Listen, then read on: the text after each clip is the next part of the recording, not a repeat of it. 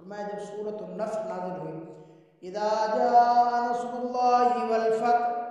ورأیت الناس يدخلون في دین اللہ افواجا فسبح بحمد ربک واستغفر انہ کان توابا۔ فرمایا سورۃ النصر نازل ہوئی، سارے صحابہ خوشیاں منا رہے ہیں،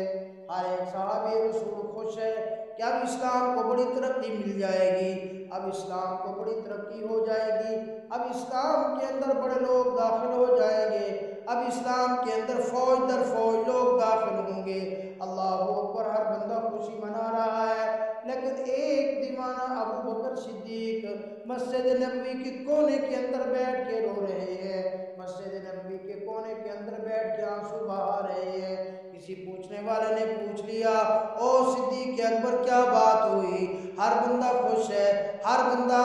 یہ دیکھ کر کہ اب تو اسلام کو بڑی ترقی ہونے والی ہے، بڑی خوشیاں منا رہا ہے، لیکن آپ ایک کونے کے اندر بیٹھ کے آنسو بہا رہے ہیں۔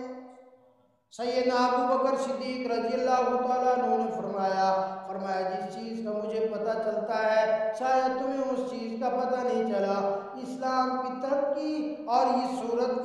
صورت اشارہ کر رہی ہے کہ امام الانبیاء صلی اللہ علیہ وسلم کا دنیا سے جانے کا وقت انتہائی قریب آ چکا ہے۔